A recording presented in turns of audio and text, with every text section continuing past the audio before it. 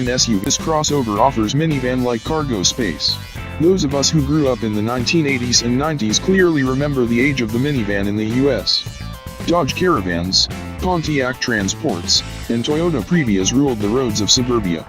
It wasn't long, however, until SUVs came onto the scene, initially led by the original Jeep Cherokee and Ford Explorer. Although smaller and having bumpier rides, SUVs were sexier and, therefore, trendier than minivans. Still, it was hard to argue against the many conveniences minivans offered, but by the time all was said and done, minivans lost out to SUVs. Today, SUVs, generally speaking, have lost out to car-based crossovers. Most car buyers today realized they don't need the off-road capabilities SUVs offer, but they still like the styling and attitude, hence the rise of the crossover. Moreover, some of today's crossovers effectively combine the best minivan's traits wrapped in something designed to look like an SUV. Which crossovers, specifically? 3-row crossovers. Without question, 3-row crossovers are hot sellers in America right now, and the trend shows no signs of slowing down. According to MSN, through the third quarter of 2017, 5 of the top 20 best-selling SUV crossovers in the US are up more than 20% year-to-date over 2016. And 3-row crossovers, specifically, are in demand. This week's series begins with the new for 2018 Volkswagen Atlas. It is made in America, Chattanooga, Tennessee, for America, designed inside and out to cater to a market segment Volkswagen would very much like to dominate. What's immediately clear is that VW thoroughly did its homework. The Atlas, to summarize, has plenty of interior space, good powertrains, and a very comfortable ride. Just to give you an idea as to how large the Atlas is, it's nearly 200 inches in length, just over 7 inches longer than the Ford Explorer, one of its competitors. Like the Explorer, the Atlas has that coveted third row, allowing for a total of 7 passengers.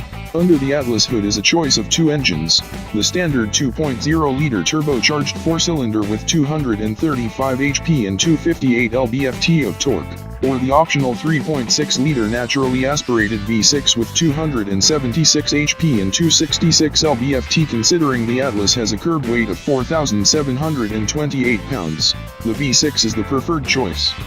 Both engines, however, are paired to an 8-speed automatic transmission, sending power to either the front or all 4 wheels. All-wheel drive is optional as well, but only with the V6. 0 to 60 miles per hour happens in 7.9 seconds, which isn't exactly fast even for its segment. For example, both the Honda Pilot and Chevrolet Traverse are nearly 2 seconds faster to 60. Another key area where the Atlas slightly lags behind is fuel economy. The V6 models returns 19/17/23 mpg city/highway/combined, whereas an AWD Pilot V6 returns 18/26/21 mpg. Built on VW's MQB platform, which also underpins many other VW and even Audi vehicles, was the logical choice here. It helps to offer an overall smooth ride that no body-on-frame SUV could ever dream of having. The exterior design, however, certainly does project some SUV-like styling. For example, notice the square-like wheel arches and beefy front-end styling. Remember, this design is targeted to SUV-loving Americans, so VW had to get the right attitude here, and we think it did. At first glance, we definitely see some influence from the Jeep Grand Cherokee. Interior quality is generally top-notch throughout, which is something we've come to expect from Volkswagen. However, there are a few cheap plastics here and there, a result of cost-cutting measures. There's also an 8-inch touchscreen infotainment system complete with Apple CarPlay and Android Auto, although you'll have to opt for the top-sell premium trim, which begins at a little under $50,000. Pricey? Definitely, but other features this trim level offers are a 360-degree camera system, adaptive cruise control, 3-zone climate control, remote start, and a Fender audio system. If spending that kind of dough is beyond one's budget, the base Atlas has a far more reasonable starting price of $30,750, not including destination fees. Thanks for watching.